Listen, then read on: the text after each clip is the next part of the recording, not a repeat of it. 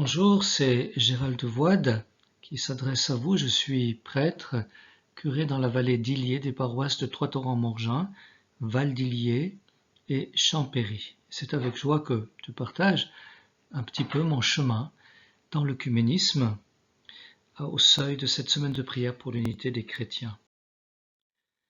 Ce qui m'a toujours interpellé, c'est ce chapitre 17 de Saint Jean.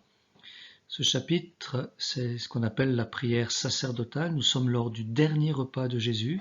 Jésus a parlé très longuement à ses apôtres tout au long des chapitres 13, 14, 15, 16, les préparant à son départ. C'est un peu comme un testament. Il les encourage, il les réconforte. Il leur promet l'esprit paraclet, le défenseur, l'esprit de vérité qui va les soutenir. Et avant d'entrer dans la Passion au chapitre 18, il y a ce chapitre 17. Il est toujours avec ses apôtres, toujours lors de la dernière scène, il est toujours avec eux, mais il ne s'adresse plus à eux, mais à son Père. Et entre autres, donc c'est une prière, entre autres, il va dire ceci au verset 20, « Je ne prie pas seulement pour ceux qui sont là, mais encore pour ceux qui, grâce à leur parole, croiront en moi. » C'est magnifique, hein? Il ne prie pas seulement pour les apôtres, mais il prie également pour ses disciples qui par la suite viendront. Tous ceux qui croiront en lui, donc au fond tous les croyants de toute l'histoire, et donc nous aussi. Et c'est important de voir qu'est-ce qu'il va demander pour tous les disciples de tous les temps. Et on est bien juste avant la Passion, il ne va pas demander des choses superficielles. Hein. De toute façon, Jésus ne demande jamais des choses superficielles, mais là, il ne peut demander que l'essentiel.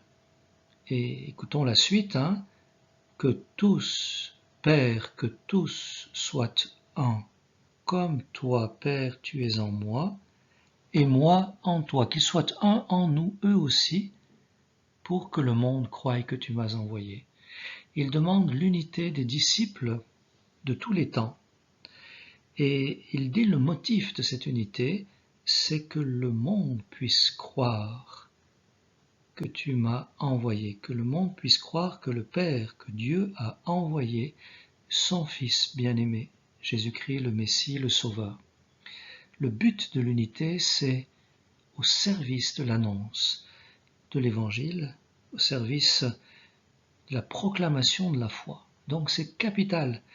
Impossible, au fond, de ne pas entrer dans cette prière du Christ à son Père. En fait, c'est ce qui nous est demandé, d'entrer dans la prière du Fils de Dieu à son Père en vue de l'unité. En quelques mots, mon cheminement dans la vie œcuménique, je suis valaisan, catholique, et donc j'ai pas eu beaucoup de connaissances de la vie œcuménique, puisque nous sommes quand même très majoritairement en Valais catholiques.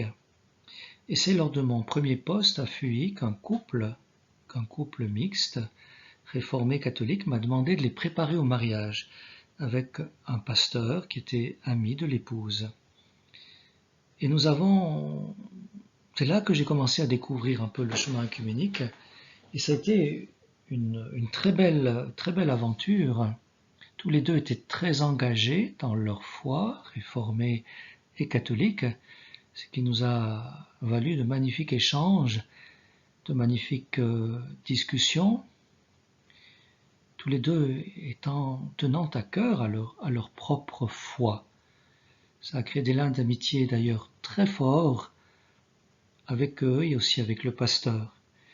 Et merveilleusement, ils nous ont invités chaque année après leur mariage à partager un repas à la maison pour continuer la discussion. Quelque part, les foyers mixtes, c'est magnifique, hein? Ils sont prophètes en ce sens qu'ils arrivent à vivre leurs différences confessionnelles dans l'unité de leur amour conjugal. Au fond, ils arrivent à vivre entre deux confessions différentes dans l'unité, ce que nos églises n'arrivent pas encore à vivre pleinement. Dans ce sens-là, je veux dire qu'ils sont prophètes.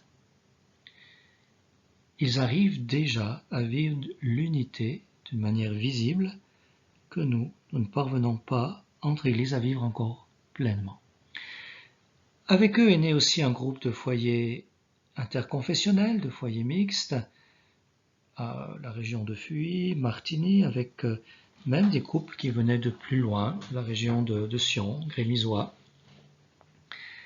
Cheminement aussi avec un pasteur à l'intérieur de ce groupe de foyers interconfessionnels.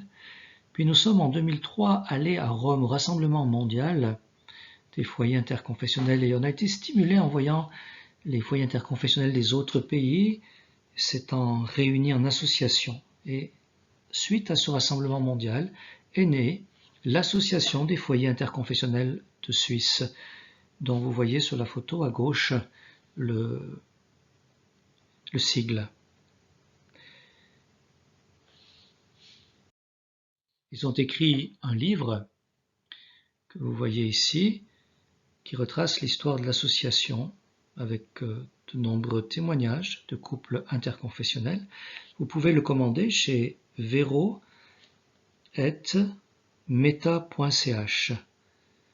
Là, vous trouvez l'adresse sur laquelle vous pouvez commander ce livre. Pour moi, ça a été aussi un magnifique chemin à l'intérieur de l'association des foyers interconfessionnels de Suisse. J'ai la chance d'être aumônier catholique de l'association pendant quelques années.